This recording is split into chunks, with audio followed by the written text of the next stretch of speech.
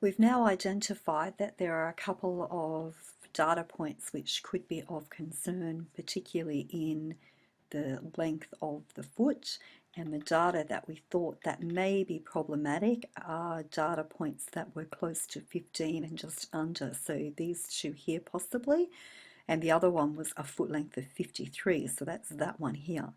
If I go to the formula sheet, I find that the recorded formula for identifying an outlier is that scores less than quartile 1 minus 1.5 times the interquartile range could be identified as an outlier, and on the upper edge, scores that are greater than quartile 3 plus 1.5 times the interquartile range could be identified as being outliers. So I now need to figure out where my quartiles are.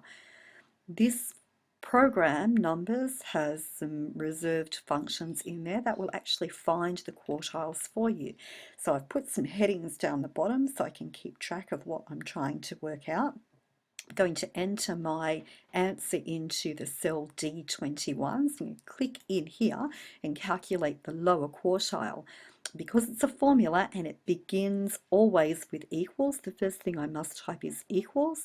And then I start typing up what I think that the word for this calculation may be. And if I type up the beginning of quartile in the statistical functions, which come up on the right hand side, there's very few words that begin with a Q that are statistical, and it opts for the option of quartile.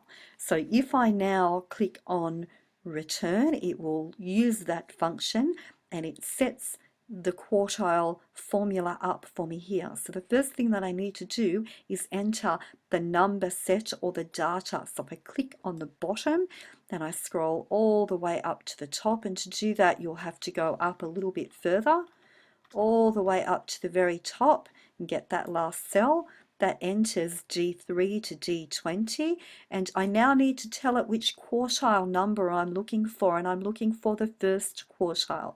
So if I click on first and then I press return, the answer or the cutoff for the first quartile will be entered into D21. Now you may want to make that stand out a little, so if you want to change the color, you can click on it, you can come over to the right hand side here and perhaps change the fill color for that cell to green so that it actually stands out. You can tell what you've calculated. If I wanted to calculate the median, I could calculate the median and put it in the middle. Let's go to the bottom and do the upper quartile first of all. It's a formula. I've got to click into the cell where I want the answer to go and type equals.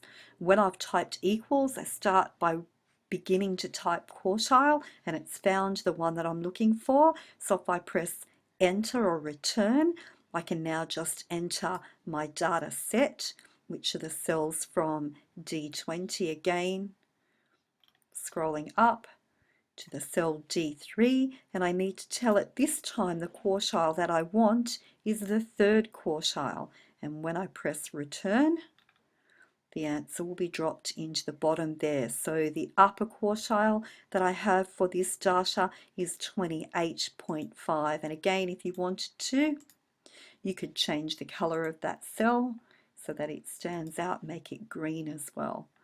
Now the median in here is also quartile 2. The median and quartile 2 are the same measure. So I could do equals, begin quartile again, and follow the steps that I'd used beforehand. Click on quartile, my number set that I want goes from D20 again, scrolling all the way up to D3, and the quartile number that I want is the second quartile, or 2/4 or half of the data.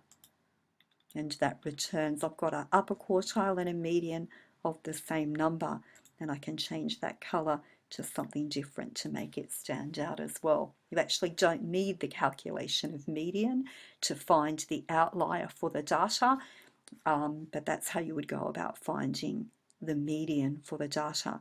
Now you're going to have to go and do some calculations to identify whether our outlier, which was here and here, let's change that and make that red because they're the ones that are in question, and I need to do a calculation for this data score of 53 and see if, according to my information that I've got down the bottom here, when it's put into the formula, whether I would have an outlier.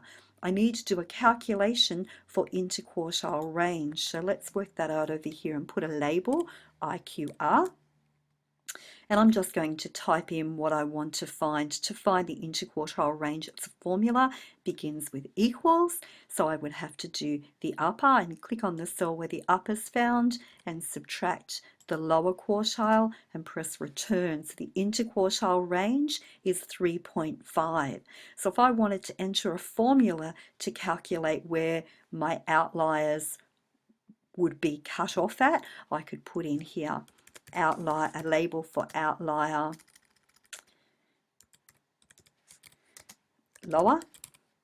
So the formula up the top up here, according to that, I would have to go equals, and I want the lower quartile minus 1.5 multiplied by, and that's the asterisk key, multiplied by the interquartile range, and that will give me the cutoff for the lower outliers. So anything underneath 19.75, according to this formula, could be identified as an outlier. So if we go back up to our data, we had two data pieces that were 16 and 12, which is definitely below 19.75 and therefore an outlier. If I wanted to do the upper outlier, I would do the formula the same way.